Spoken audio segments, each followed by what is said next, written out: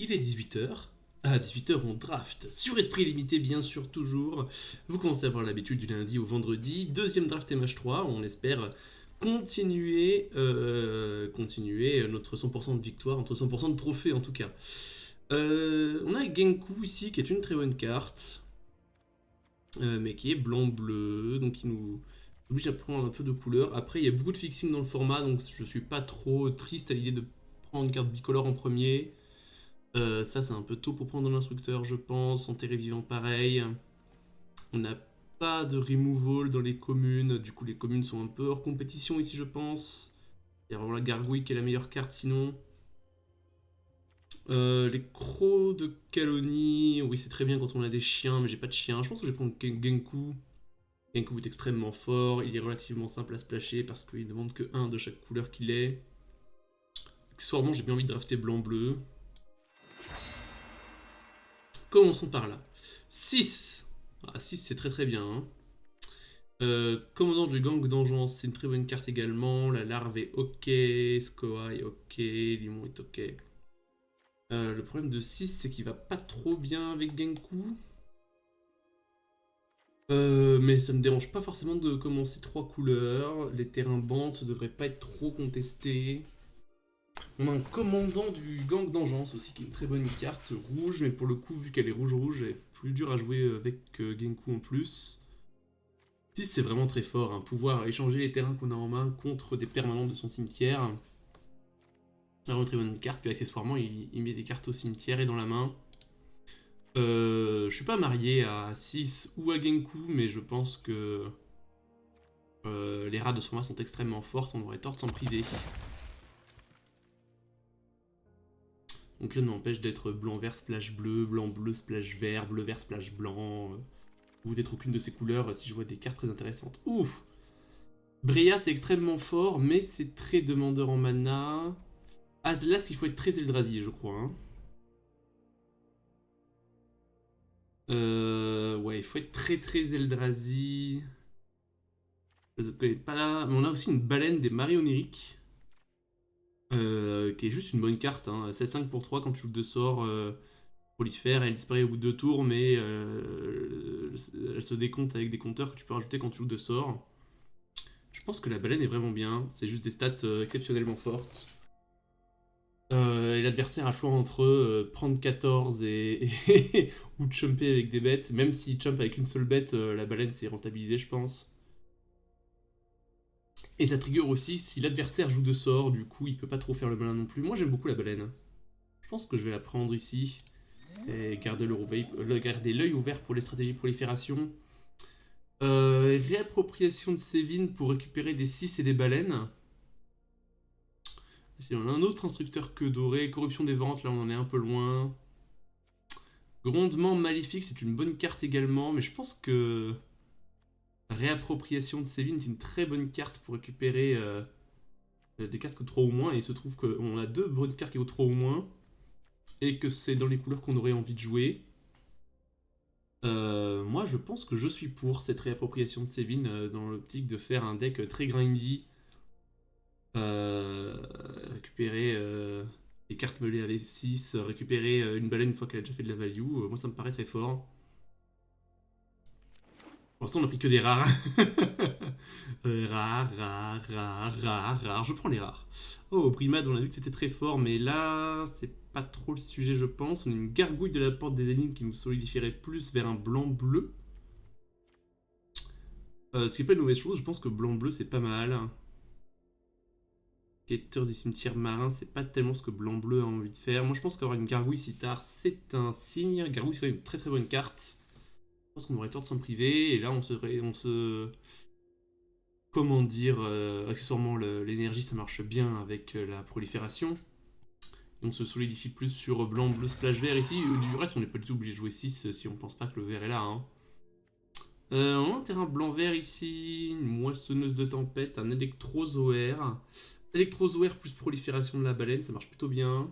Pour pouvoir garder l'électrozoaire longtemps, mais sinon la carte n'est pas exceptionnelle au global.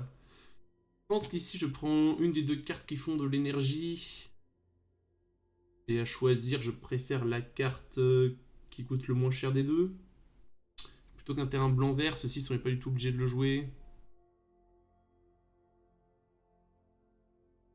Ouais, je pense que je vais prendre la carte qui dépend le moins de l'énergie ici. Alors on a un chien de garde, un chevalier des Roscottes, un change-forme. Bon, change-forme 3-3 vols pour 4, c'est pas si mal. Le chevalier il récupère quoi ici? Il récupère une gargouille. Et c'est tout pour l'instant. C'est ça que ton champ. Donc pour l'instant on a que gargouille. Est-ce que je préfère avoir une 3-3 vol pour 4 ou une 3-4 pour 5 qui peut aller chercher des trucs? Je pense que je préfère avoir une 3-3 vol pour 4. Ouais, je prends le chien de garde. Je prends le chien de garde. Je pense qu'il y a plus de chances que je sois amené à splasher vert et que le chien de garde soit jouable et la 3-3 vol pour 4, bon, je survivrai si je la chope pas. Hein. Grâce aux ailes de verre, ça peut être très fort, grondement maléfique. Mais ici on a un zélateur du solstice dans un deck qui se veut agressif. Moi ça me paraît être une très bonne idée. Et en plus il fait de l'énergie. Nous on aime ça l'énergie. On va y voir. Donc pour l'instant le vert est en option. On a une curve qui ressemble à ça. Oh, l'inventeur aspiré est revenu, on est très content. Il fait de l'énergie, il met des marqueurs, il fait des tokens, il fait un peu tout ce qu'on a envie qu'il fasse. Ouais, je pense pas qu'il y ait de raison de s'en priver. Ici, si un électrozoaire revient, on sera content également. Mais on va chercher des drops 2, bah, comme c'est ombre de chien. Bon, bah, c'est visiblement, on est sur le bon créneau. Bon, pour l'instant, le vert est en option. Hein. On a pris un chien de garde au-dessus d'une 3-3 vol pour 4, au cas où, des fois qu'on veuille vraiment splasher le vert. On n'a pas vu de fixing bant exactement. On a vu un terrain blanc-vert qui va peut-être faire le tour. On verra ce qui se passe.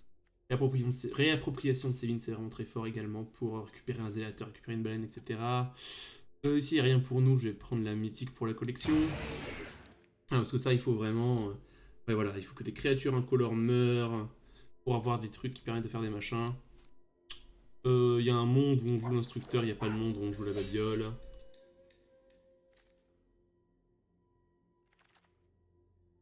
Brumette qui arrive si tard, c'est triste. Mais j'ai envie de dire, tant pis pour mes adversaires. Et on a un électrozoaire au dernier pic, ok. On va vraiment chercher des drops 2 ici. Ouh, un Sorin. Sorin plus gargouille. Sorin plus gargouille. Il y a une Disa également, mais on en est un peu éloigné. Et on a zéro fixing pour l'instant. Affiner le récit, c'est très fort. C'est vraiment ce qui va faire tourner les decks énergie. Une autre ombre de chien, sinon. Pour faire du removal. Vu que la première ombre de chien a fait le tour, j'ai un peu envie de prendre un affiner le récit ici. En espérant faire le tour à cette ombre de chien. Je veux vraiment des créatures qui coûtent 2 ici. Hein. C'est vraiment ce qui va manquer à ce deck pour l'instant.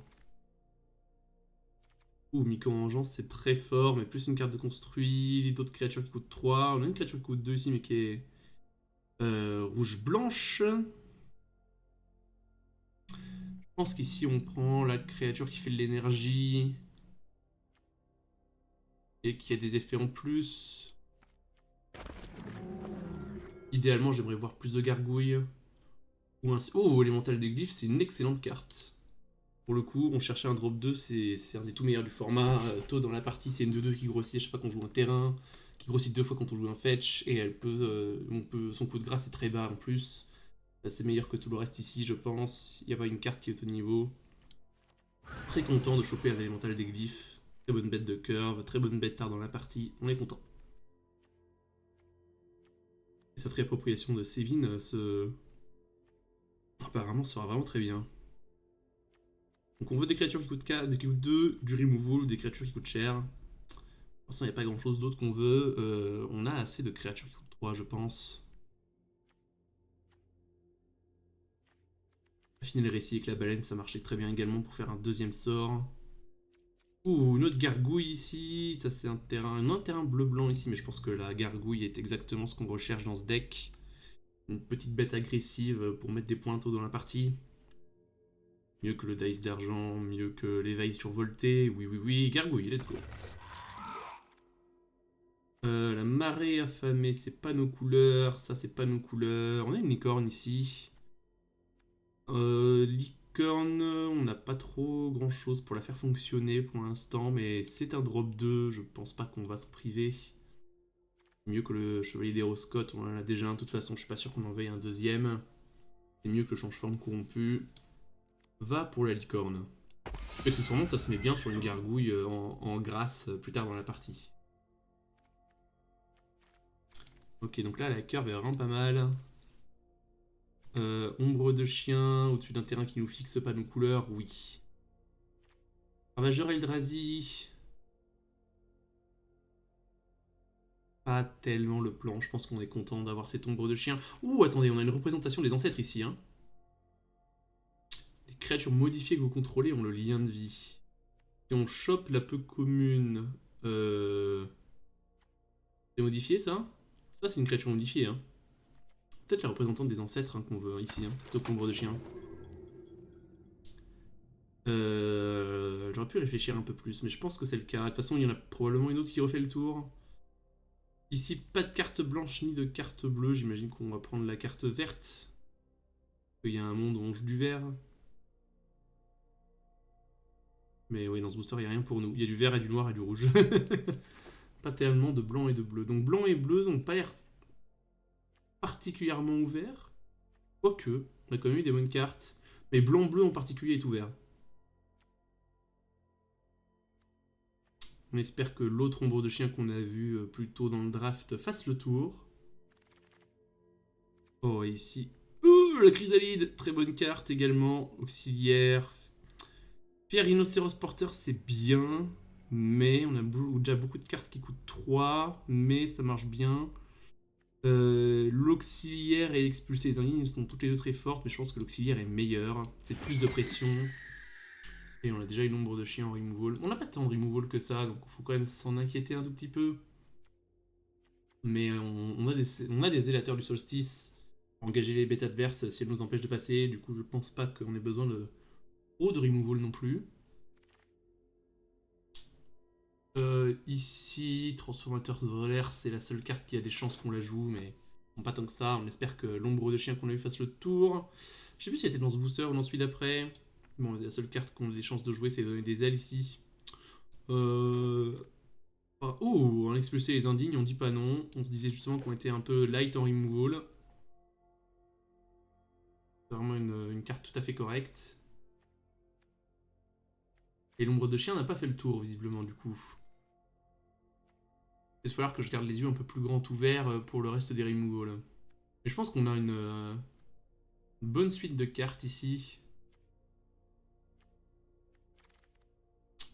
Avec un éveil survolté, oui, a priori je le joue, hein, ça récupère mes gargouilles, mes drop 2, mes drop 3 probablement parce que j'aurai du... Et même plus gros parce que j'aurai de l'énergie qui traîne. Hein. Et l'éveil survolté lui-même donne 2 énergies. Je trouve que ces deux cartes sont très bien, mais les gens n'ont pas l'air d'être de mon avis.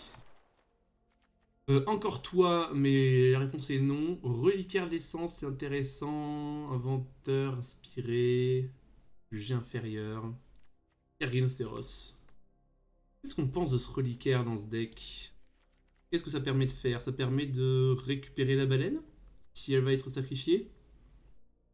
Ça permet de récupérer l'inventeur inspiré, faire une 1-1 et le rejouer.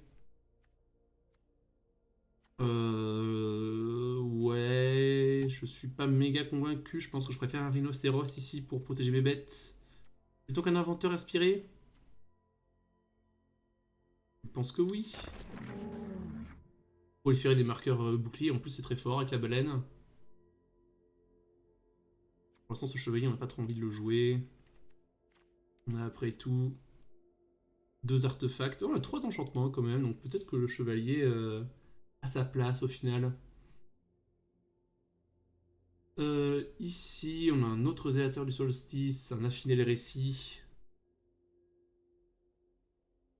Un annonciateur des mers qui est clairement une carte de construit et pas une carte de limité. On a un commandement de la Légion, hein, accessoirement. Hein. C'est une plaine engagée ou un combat de trick tout à fait correct.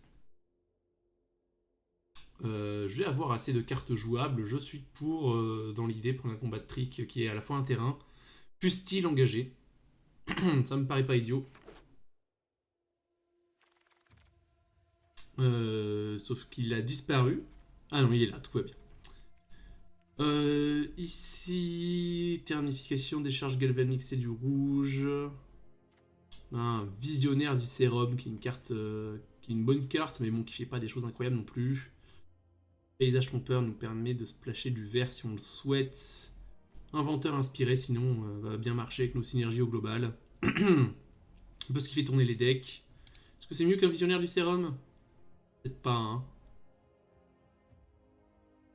Si, parce que marqueur plus 1, plus 1, plus, prolifération de la baleine, ça me paraît bien. Oh, une Félia. Un élémentaire de glyphe. Une moissonneuse de tempête, un peu moins.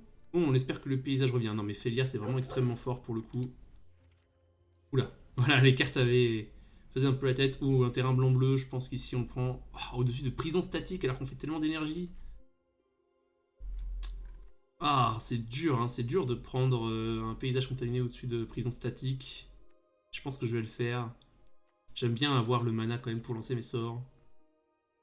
Oui, on va prendre quelque chose qui est à la fois un terrain, à la fois un sort. Je pense pas qu'on s'en prive. Ça me paraît pas mal. Donc ça c'est un terrain, ça c'est un terrain. Donc en réalité là on joue 22 sorts. Qu'est-ce qu'on voit d'autre ici? Que des cartes vertes et noires. Hein. C'est vrai qu'on n'était pas dans les mêmes couleurs au final, même si je pense que notre deck est vraiment très bien. Elia, plus inventeur, plus les élateurs pour récupérer l'énergie, plus l'auxiliaire pour mettre des marqueurs. Waouh, Ophelia ça rend très bien. Oui, il n'y a rien pour nous ici de toute façon, donc inutile de trop s'attarder sur le choix. Ça c'est le terrain jaune, c'est pas trop ce qui nous intéresse. Ouais, on voit un Wombat, bon clairement le siège était vert noir aussi, mais je pense qu'on a quand même un bon deck en blanc-bleu, du coup on est quand même pas trop mal. Je vais prendre un autre expulser les indignes. Alors le reliquaire est revenu. À quel point on veut ce reliquaire? Ça marche bien avec l'inventeur, avec l'électrozoaire, les cartes qui font de l'énergie. Je pense que reliquaire est vraiment pas mal. Ne serait-ce que pour jouer des inventeurs, faire une 1 à chaque tour, c'est pas anodin. On prend un zélateur, bien sûr. On est ni rouge ni noir, du coup ça nous intéresse pas. On va prendre des landes des fois que. Même si on n'a pas de carte incolore à jouer.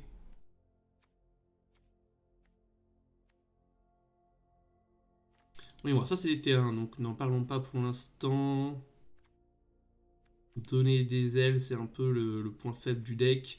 Tous nos decks coûtent entre 2 et 3, du coup jouer 16 terrains, ça me paraît tout à fait pertinent. Un énième expulser les indignes si on le souhaite, mais je pense que 2 ce sera bien. Voilà, parce que rejouer les électeurs du solstice pour récupérer l'énergie à chaque tour, ça me paraît fort. Dans les parties qui durent longtemps, qui seront un peu notre problème. Bon, on n'a pas eu l'Unco bleu-blanc, malheureusement. Mais on a eu de gargouilles. Les gargouilles, c'est quand même des très bonnes cartes. Pas de raison d'être trop triste ici. Voyons voir. Ne mettons pas de terrain pour l'instant. Ça, c'est 24. Faisons un rapide check. Oups, j'étais en caps lock.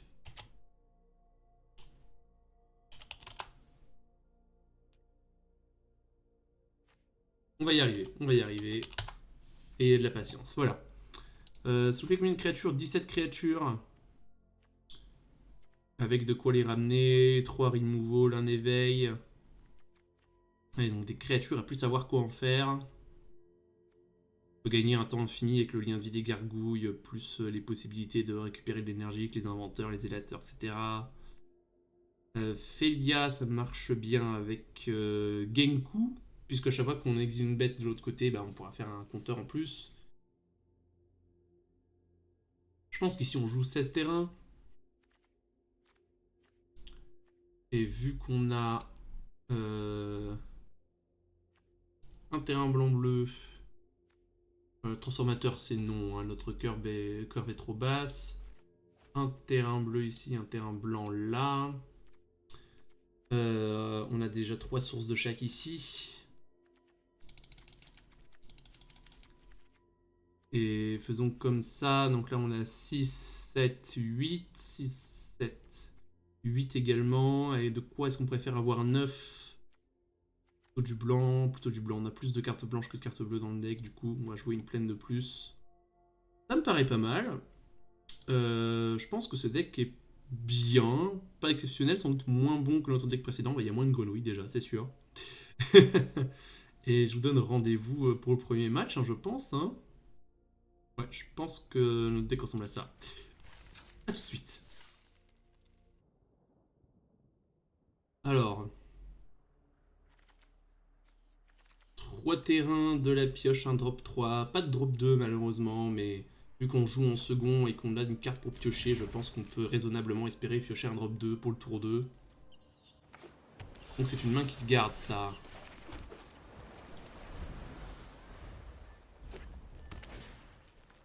Ok, et c'est une 0-4 en face. On va piocher notre carte et faire de l'énergie tranquillement. Ouh, un excellent drop 2 qu'on a pioché là. Mais on va pas se gêner de le jouer.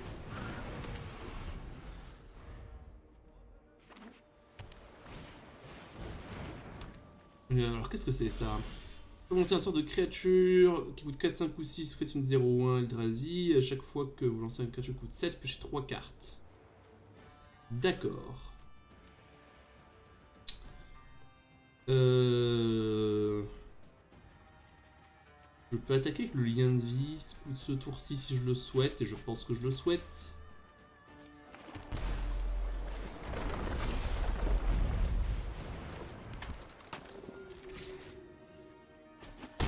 Ah, et l'adversaire a essayé de perdre 3 points de vie. Pourquoi pas? Ok, alors là je dois m'inquiéter un peu. Mon adversaire rampe comme un dingo. Et je ne peux malheureusement pas y faire grand chose. Je peux poser un zélateur histoire de dire qu'on a de quoi engager une grosse bête si mon adversaire pose une grosse bête. Voilà, un terrain m'aurait mis très très bien là, mais malheureusement, c'est l'inconvénient de jouer 17 terrains. Enfin 16 terrains je veux dire. L'inventeur peut être un marqueur sur mon élémental pour qu'il puisse passer. Je peux poser un zélateur. Je pense que poser un zélateur pour engager une bête au tour prochain, c'est l'idéal.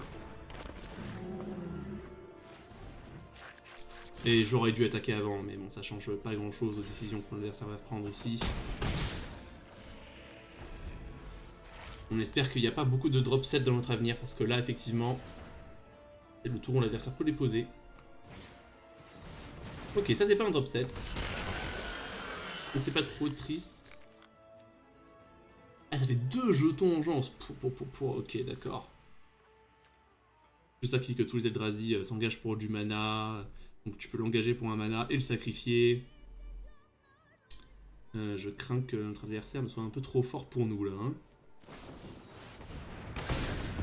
Et un removal, pourquoi pas. Non, on n'a pas notre 4ème terrain malheureusement.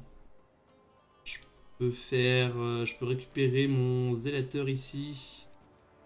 Plus jouer une moissonneuse de tempête par exemple. Mon gros licard ne va pas avancer à grand chose. Je pense que j'ai vraiment envie de jouer un maximum de cartes. Malheureusement, je ne passe pas à travers une 7-7 à l'heure actuelle.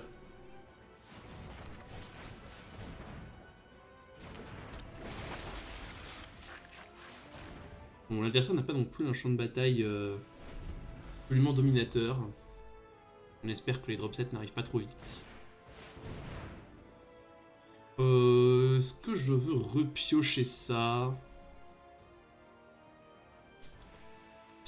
J'en ai d'autres, il y a des trucs que j'ai envie de piocher. Je vais le mettre en dessous, je pense.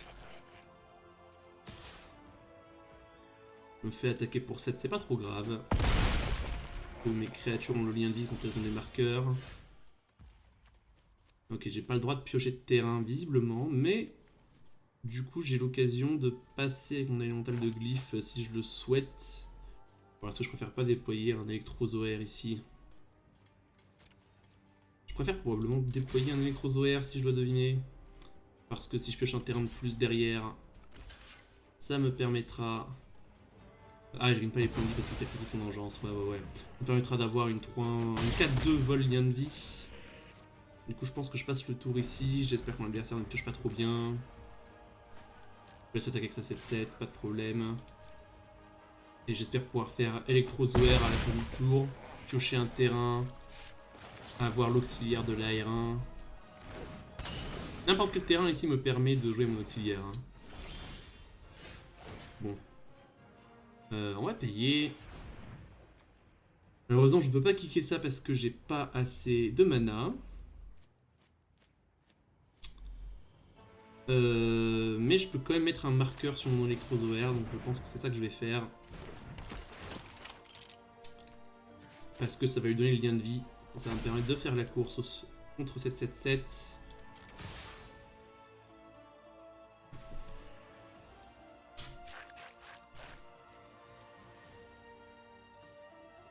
Je pense que clairement c'est ça le choix. Ou par contre s'il a l'éphémère qui permet de détaper sa bête et de bloquer une volante, j'aurais l'air très bête. Non. Insignifiance totale pour enlever les capacités de ma représentante des ancêtres. C'est embêtant. Du coup je gagne pas mes points de vie. Mais l'adversaire prend quand même de sacrées claques. Hein. Ouais ça gère les créatures. Je vais pas chumper ici.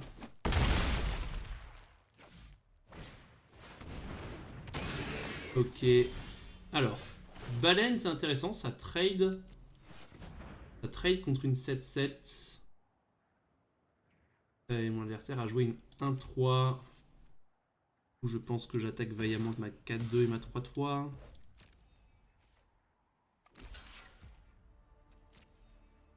Oui, mais mon attaque à la 3-3 n'a pas de saut de sens si j'attaque pas plus au sol.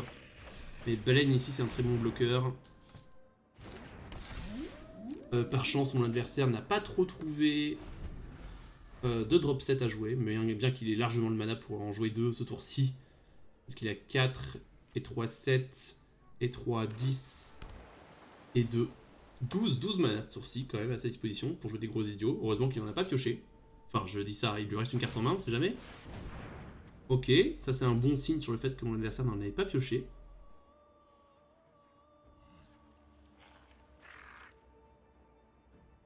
Alors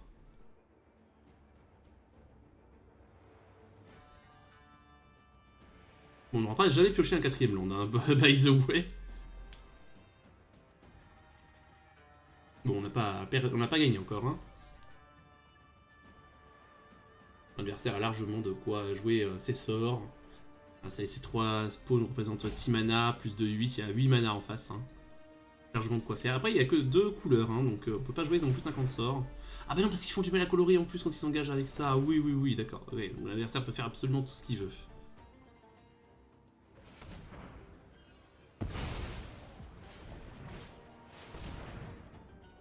D'accord, parce que c'est pas comme si je pouvais vraiment avoir une réponse. D'accord, mais rien de tout ça.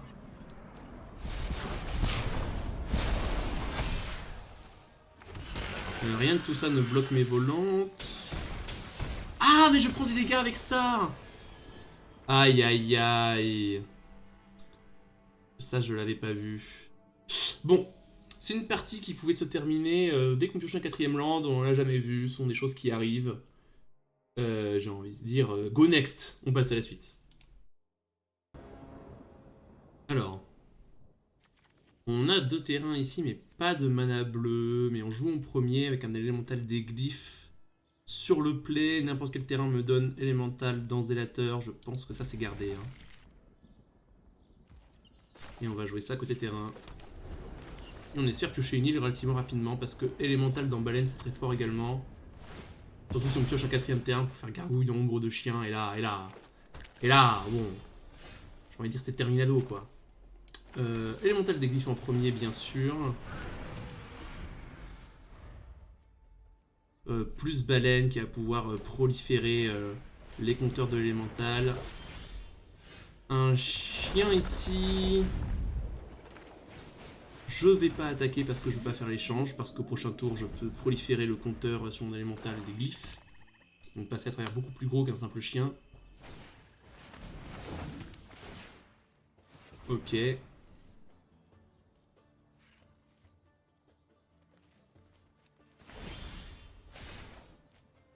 D'accord, et j'ai un removal, donc je vais garder mon nombre de chiens je pense. Je vais simplement tuer le Sliss. Je crois que c'est ça le plus embêtant parce que ça grossit. Moi derrière je peux déployer ma gargouille, proliférer la baleine et l'élémentaire. Ah, j'aurais joué la gargouille avant pour proliférer mon énergie, j'ai pas été malin. Est-ce que je veux donner le lien de vie à ma... D'accord. C'était assez pour mon adversaire visiblement. Parfait. Go next. Oui, j'ai beaucoup aimé ce match. Deux terrains, élémental des glyphes, une baleine. On fait la même partie que la partie d'avant. Sauf que cette fois-ci, on est sur la pioche. Donc la sortie est moins forte, bien sûr, quand on est sur la pioche. Oh! Un choix s'offre à moi. Je pense que je joue ça en premier. Et que je le sacrifie pour du blanc ou du bleu. J'ai plus de cartes blanches dans mon deck, donc j'ai plutôt envie de trouver du bleu. Je pense pas que je veuille attendre pour double trigger l'élémentaire de glyphe parce que je veux poser la baleine au tour 3 pour avoir potentiellement un double sort avec la gargouille au tour 4. Et messager des miracules. Évidemment, on est immédiatement puni en piochant du blanc. Enfin, puni, c'est un grand mot.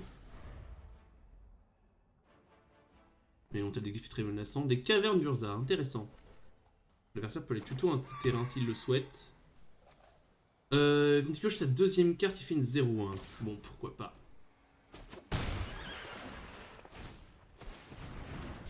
Et un sage qui va pouvoir bloquer mon élémental de glyphe.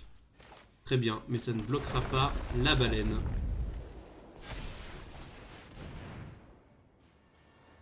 Le prochain tour, je pourrais... Ouh, je pourrais faire rhinocéros. Ouh, alors ça c'est beau. Je peux faire rhinocéros plus affiner le récit, ce qui me permettrait de proliférer le marqueur bouclier sur un élémental des glyphes, par exemple.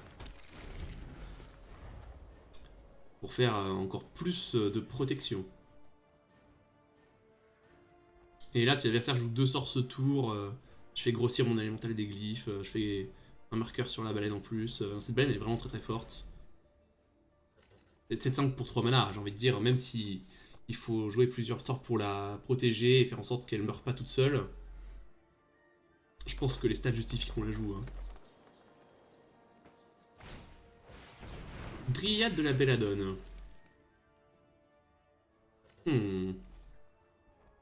Donc ça bloque bien une baleine malheureusement. Mais on a un zélateur du solstice.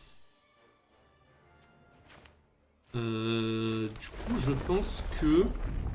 Parce que je sais que j'ai aussi un double sort au tour d'après, je peux faire rhinocéros ici et mettre le marqueur sur la baleine, le marqueur bouclier. Ou alors je peux proliférer simplement. Mais proliférer pour envoyer la baleine à la mort, ça me paraît pas être le choix du siècle.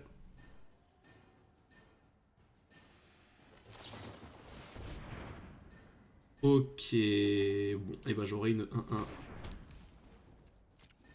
Avec 2 marqueurs boucliers, mais qui ne meurent pas du coup. Je vais quand même proliférer ici. Piocher ma carte, faire mon énergie. Du coup, j'ai pas envie d'envoyer la baleine à la mort. Tant pis. Ah oui, parce que je prolifère même pas parce que ma baleine n'a plus de capacité. Bah oui, bien sûr. C'est bien triste. Et j'ai pas de charme de Traben pour gérer les enchantements. Bon, du coup, la baleine est gérée. Tant pis. Je découvre encore un peu le format. Hein. J'ai pas encore tous les réflexes de jouer autour de tous les removals. C'est normal, on découvre encore un peu. C'est vrai que l'insignifiance marche très bien contre la baleine. Parce que j'aurais dû mettre le marqueur sur les mentales de glyphes, ça m'aurait permis une attaque ce tour-ci. Ça m'aurait moins exposé. Mais pour blanc-vert, je savais qu'il n'y avait pas grand-chose qui pouvait m'arriver. Pour bleu-vert, à part cette insignifiance. Bon. Voilà qui est bien triste.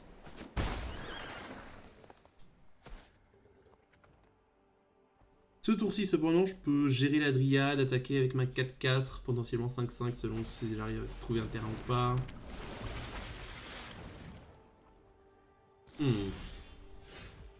Reliquaire d'essence pour récupérer la baleine.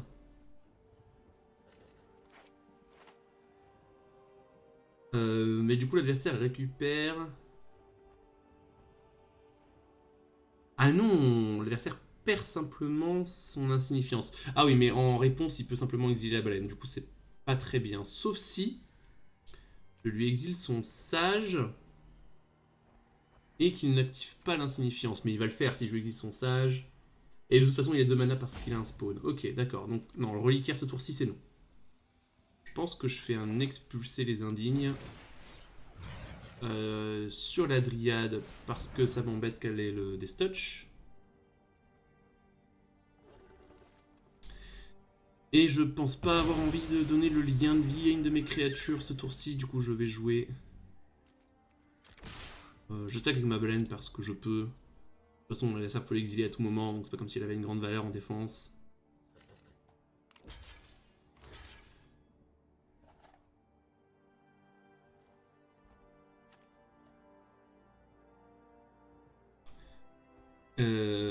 Ouais, et puis je vais poser ma gargouille post-combat, je pense. J'avais pas capté que le reliquaire d'essence permettait de gérer les auras adverses. Donc si on met une ombre de chien, ce genre de choses. De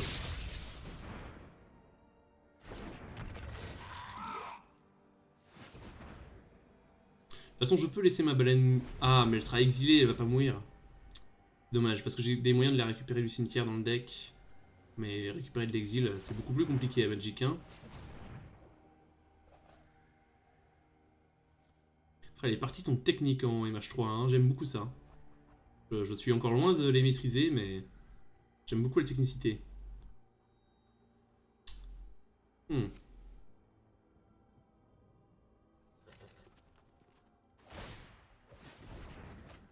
Si jamais mon adversaire...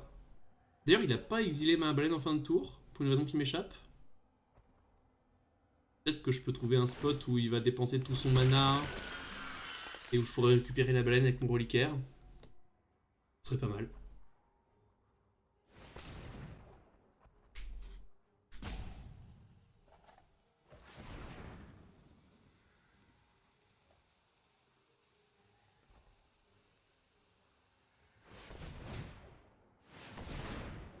Recycleur Yggdrasil.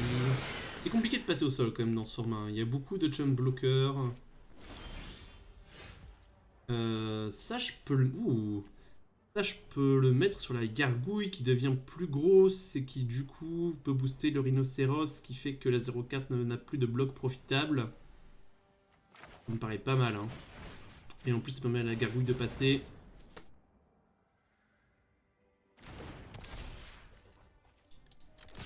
Je vais pas attaquer avec la baleine du coup. Je vais mentorer le rhinocéros.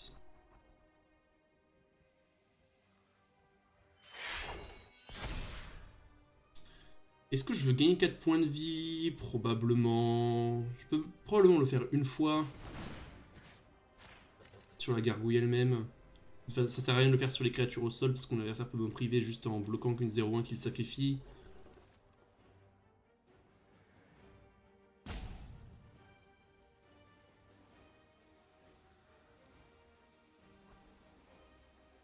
Mon adversaire peut tuer une de mes 4-4 en échangeant contre sa 3-3 recycleur. Ou ne rien bloquer.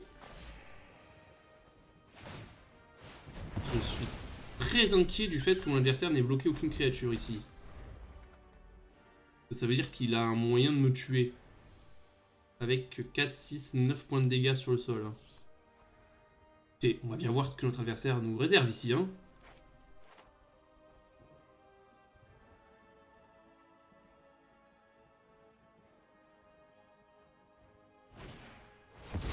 Ah ouais. Effectivement, ça nous tue.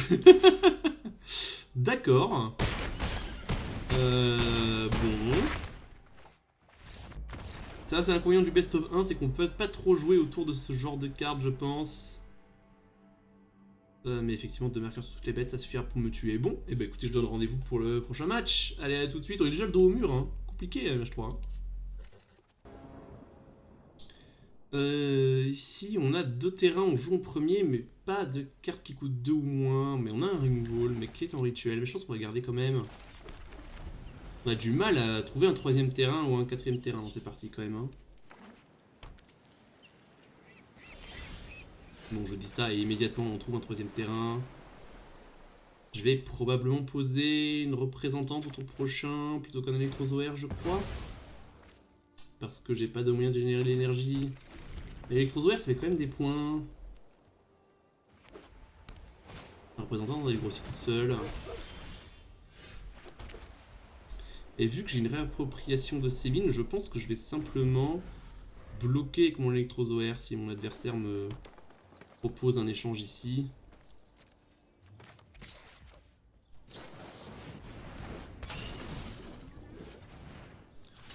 Ça me fait un removal plus 2 d'énergie, je pense que je suis pas trop mécontent. En blanc-vert, les créatures ont tendance à pas rester petites. Ok, ça, je pense qu'il faut absolument le gérer, cette carte est beaucoup trop forte. Donner 3 points de vie à mon adversaire, c'est pas trop gênant. On a qu'une île, mais on a que des cartes blanches en main, du coup c'est pas trop grave.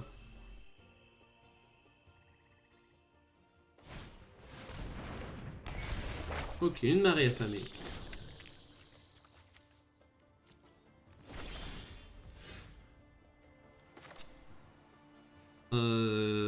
Voyons voir. Je pense que je pose un zélateur ici. Pour une raison simple, c'est que j'ai que les drop 3. Du coup, si je pioche un terrain, je vais pouvoir jouer 2 de ces drop 3. Et du coup, je pourrais pas activer la résilience, le représentant des ancêtres.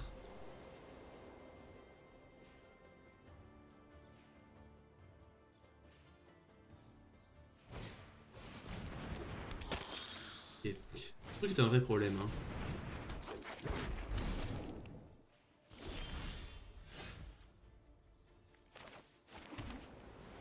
Ouais, ici je pense que je joue représentante et réappropriation pour récupérer un électrozoaire.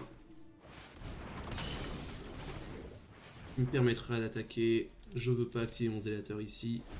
Il n'y a rien qui me veuille empêcher d'attaquer. Marée affamée, c'est vraiment une bonne carte. Hein. On l'a vu, qui fait le tour de la table très tard dans le draft, mais je pense que les gens ont tort. Je pense que les gens dorment sur cette carte alors qu'elle est très forte. Ici, on est tout à fait prêt à faire des échanges de nos drop 3 parce que pour 5 mana, on en récupère 2.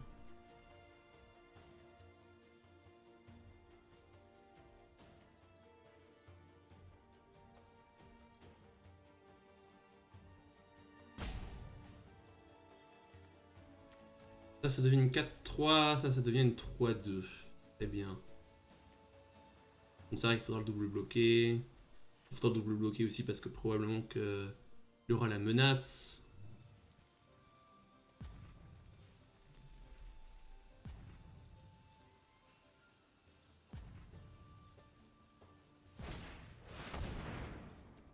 D'accord. Une 5-3 donc. Mais pas d'attaque, ça a du sens. J'aurais laissé attaquer. Ah, mais il est à la portée du coup. Puisqu'il est à la portée, je vais l'engager pour attaquer mon électrozoaire ce tour-ci. Ça va me permettre de mettre un marqueur sur l'électrozoaire et lui donner le lien de vie.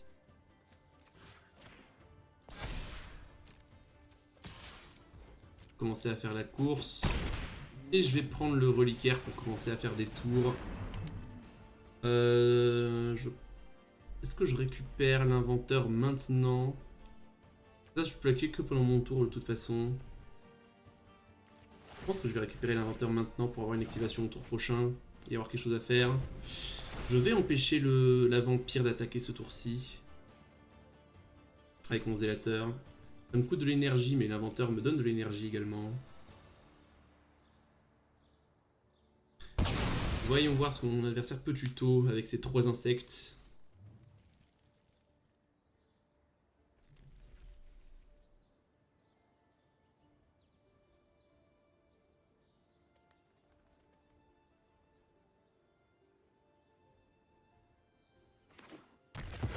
Une gargouille. Certes.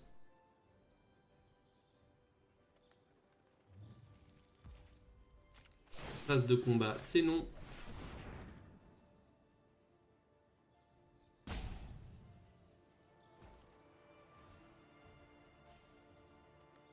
Prochain tour, je ferai de l'énergie qu'on inventeur. Je le ramène en main et je mettrai un marqueur, je pense que c'est ça l'idée.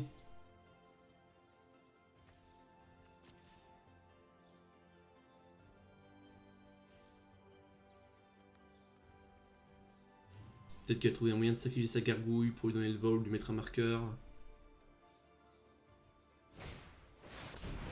Ok, donc là, la gargouille void parce qu'elle est modifiée, c'est normal.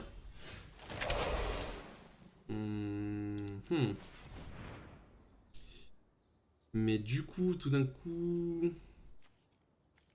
Je passe plus... Si, je passe en quelque sorte, puisque je peux lui mettre un marqueur pour faire l'échange.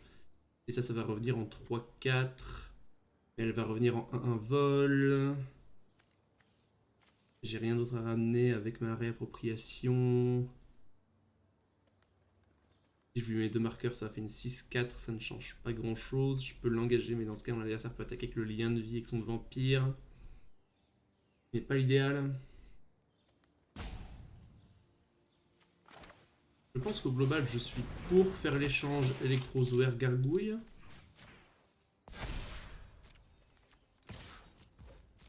Voyons si mon adversaire l'accepte.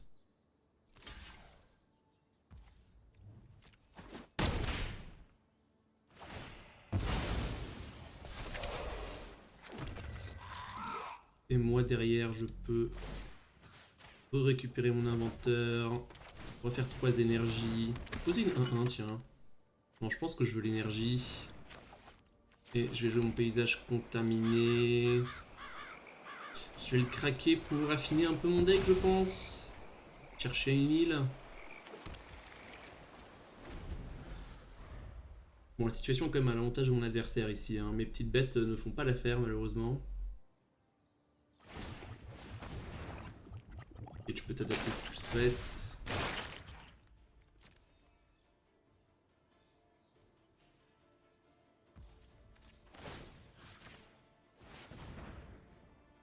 J'aimerais bien piocher un deuxième zélateur si possible.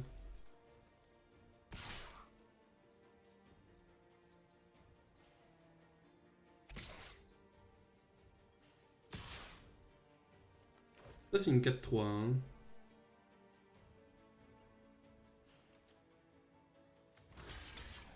Il récupère un permanent. Bah, on peut pas trop l'empêcher malheureusement. Je pense que ça nous va parce qu'on a une réclamation à jouer. On aurait pu bloquer l'hydre également. Ah, est-ce que bloquer l'hydre était pas mieux? C'était peut-être mieux, hein. Mais j'aime pas le fait que mon adversaire puisse trouver d'autres moyens de mettre des marqueurs sur le témoin de l'évolution pour récupérer d'autres cartes de son cimetière. Et grinder toute sa vie comme ça me paraît pas exceptionnel. Ça me paraît pas très fort. Enfin, ça me paraît très fort, ça me paraît pas très bon pour moi. Je pense que c'est mieux que de tuer l'hydre.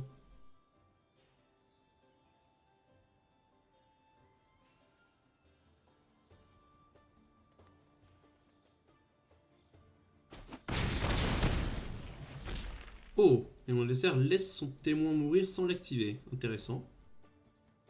Je vais pas m'en plaindre. Ça m'inquiète un peu sur ce qu'il me réserve pour la suite.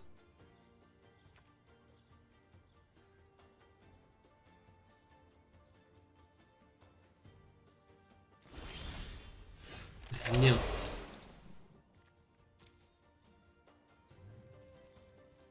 Je pense que c'est un tour où j'active la résilience ici, commencer à grossir ma représentante.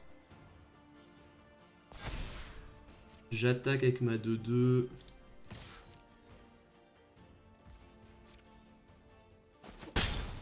Je tente de la reprendre en main. Mon adversaire un removal, il peut l'utiliser, je l'ai récupéré avec ma réappropriation. Si mon adversaire ne fait rien, je la rejoue. J'ai un peu d'énergie devant moi, du coup je peux poser une 1-1 ici, commencer à faire du board. Et je vais garder une carte en main.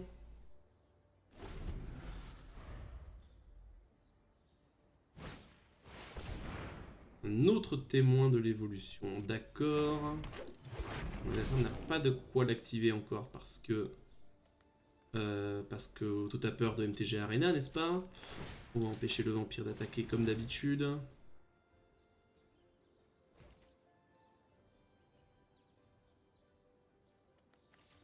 Toujours que l'électrozoaire à ramener au cimetière.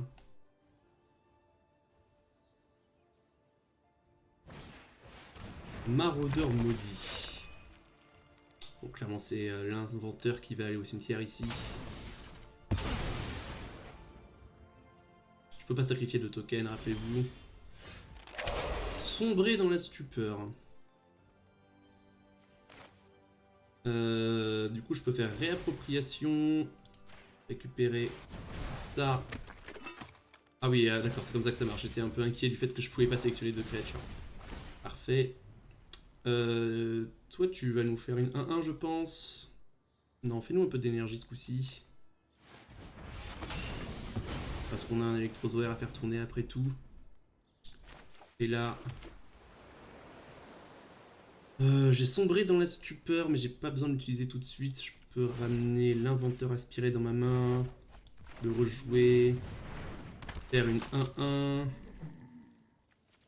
Continuer à construire mon board. Passer le tour. Engager le vampire dans le tour de mon adversaire. Bon, on commence à pouvoir utiliser notre inévitabilité ici. Prochain tour, on mettra un marqueur +1/+1 sur l'électrozoaire.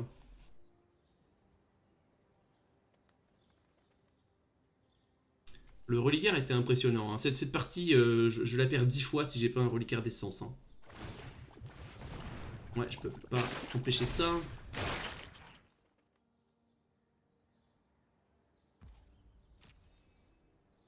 Faire un autre témoin, il a bien raison. Il va falloir que je commence à mettre des claques à mon adversaire ici si je veux gagner cette partie. Hein.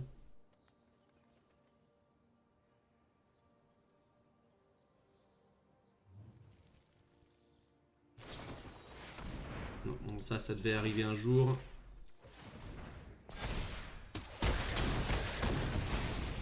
Oh, et mon adversaire gagne plein de points de vie parce que ça fait le lien de vie. Ouais. Bon, j'espère qu'il touche jamais de removal, mais évidemment, c'est beaucoup demandé.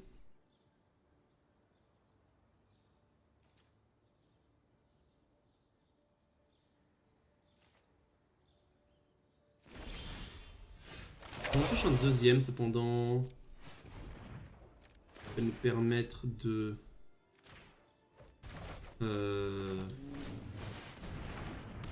jouer ça, mettre un marqueur +1/+1 sur l'électrozoaire. Attaquer avec l'électrozoaire, il va faire peu de chumper s'il le souhaite. Ah non, il peut trade avec l'hydre, l'hydre à la portée, non. Je suis un idiot.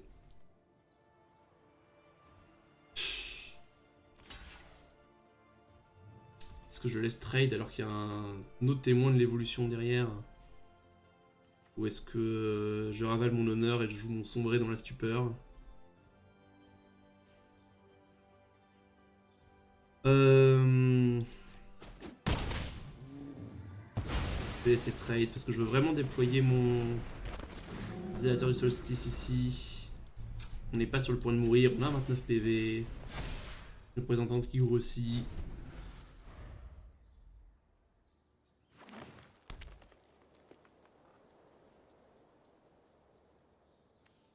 Je suis devant la meule, mais c'est pas tout de suite que la partie va se finir à la meule.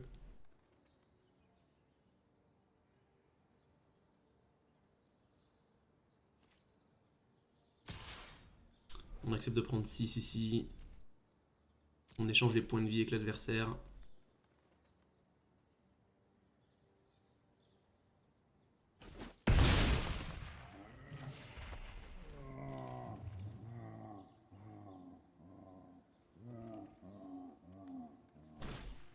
Ouais.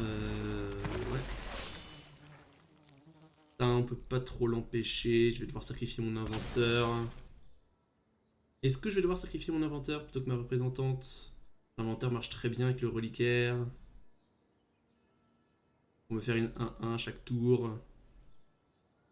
La représentante, ça grossit tous les tours. C'est une 4-5 liens de vie. zélateur empêche le vampire d'attaquer. C'est zélateur qui doit partir ici. Oui, parce que bientôt ma représentante doit juste pouvoir en 2 tours. Zélateur qui part. Ah, c'est compliqué ce format MH3, hein.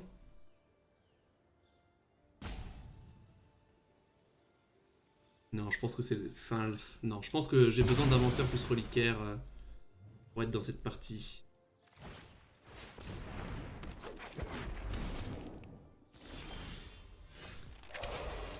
Elia, c'est intéressant. Elia, c'est très intéressant. Du coup, je pense que j'active ça. Je remonte mon inventeur en main. Le rejoue, je fais une 1-1.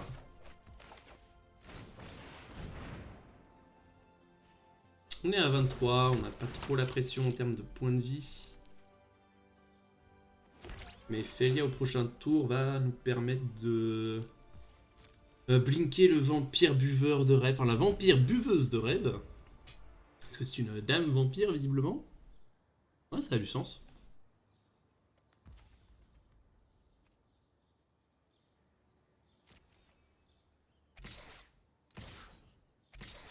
Oh!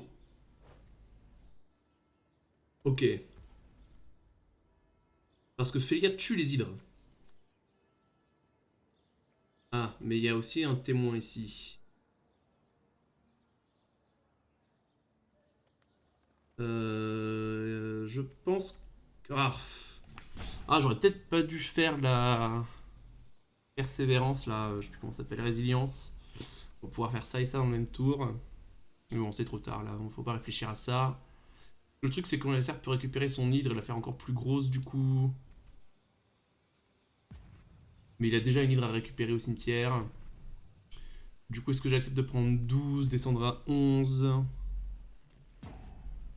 Sinon, je peux bloquer tout ça là-dessus, mais je perds toutes mes bêtes.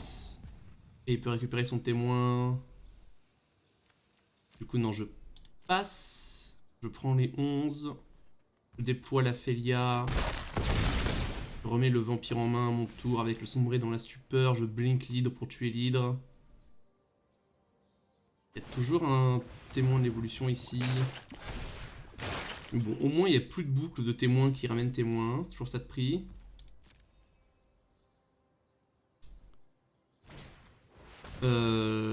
D'accord. Ouais, je vais devoir tuer mon inventeur. Cette fois-ci, j'aurai pas trop le choix.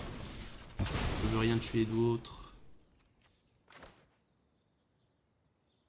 Ah, mais du coup, la Félia peut pas tellement attaquer. Parce que le témoin est boosté. Ah. Ouais, j'ai peut-être pas fait le bon choix, hein. Il est compliqué ce format, hein, très clairement.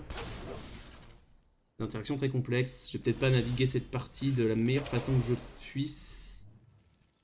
Cependant. Ah, mais après, je peux juste récupérer Félia dans ma main avec le reliquaire, hein.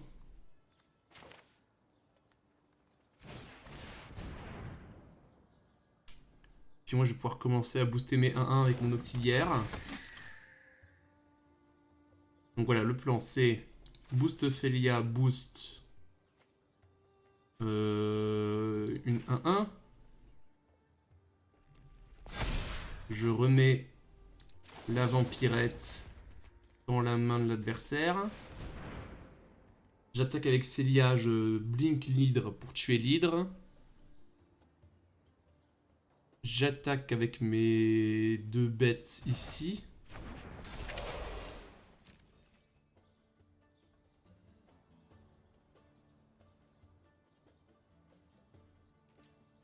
Hop, hop. J'utilise la capacité de Félia pour dégager l'hydre.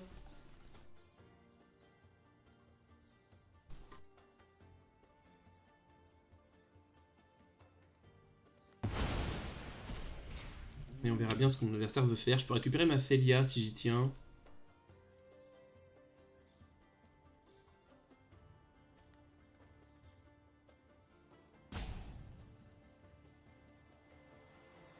Je peux récupérer mon auxiliaire également. Charme de Traben. Ok, face à un charme de Traben, clairement je récupère ma Félia en main.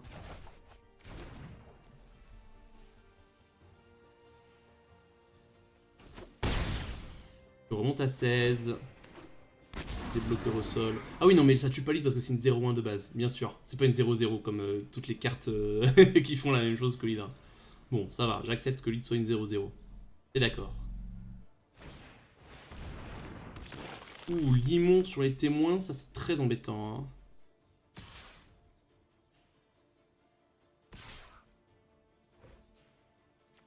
Mais je suis tout à fait prêt à échanger ces 3 tokens contre un témoin.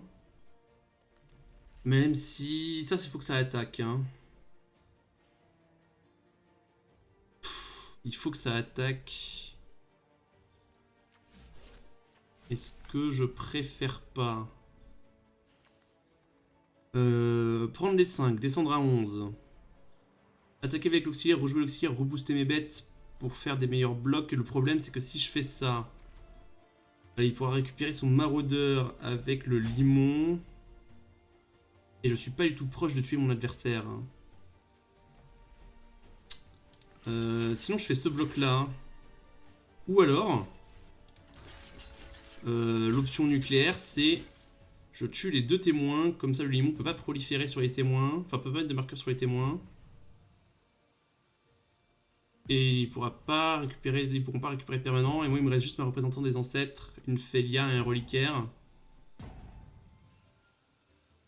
Je pense que le limon me force à jouer comme ça. Hein. Évidemment, je joue autour de rien. Hein. J'ai pas tellement le luxe de jouer autour de trucs que je ne connais pas. Oh. Ouais, ça c'est vraiment catastrophique. Ouais. Ah ouais, ouais.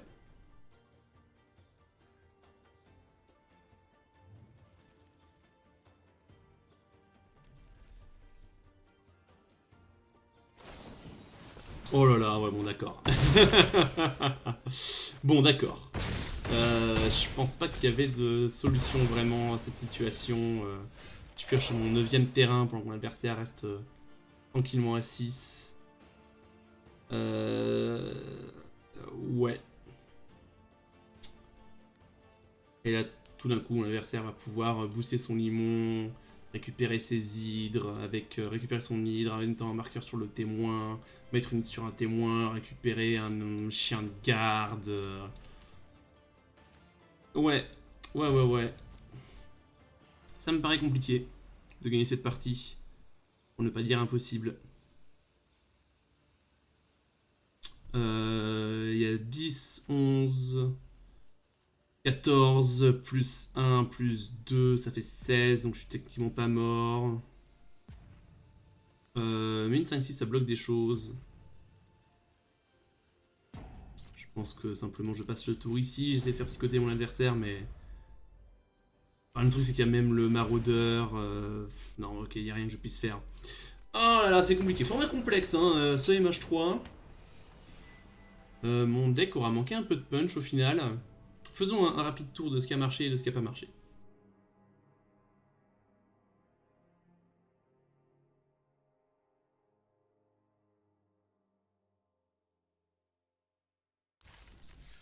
Alors, on fait 1-3. Je pensais pas que ce deck ferait un si mauvais score. Les cargos étaient bonnes quand on les a eus. Ça, c'est un terrain, ça aussi. Bon, les élateurs ont été très bons quand ils étaient là. On aurait préféré avoir une ou deux ombres de chien en plus. Donc je pense qu'on n'aurait pas dû les laisser wheeler. On aurait dû en prendre plus. Ça nous aurait été bien utile à la partie d'avant. L'oreille de silenceur a été très bien. La baleine a été très bien. Bon, ça a été ok. Le reliquaire m'a impressionné. Non, mais je sais pas s'il manquait beaucoup de choses à ce deck en réalité. Je pense qu'on a un peu joué de malchance, pour être tout à fait honnête, sur les parties qu'on a perdues. Enfin, des parties qui étaient compliquées à naviguer, j'ai peut-être pas fait les meilleurs choix, on manquait peut-être un peu de créatures agressives. Mais je pense que les cartes qu'on a jouées étaient bonnes au global. Bon, bah des fois on draft le bon deck et malheureusement les parties se déroulent pas comme on l'espérerait. Ce sont des choses qui arrivent. Moi je vous donne rendez-vous demain 18h pour plus de MH3. Allez, ciao, bye, à plus.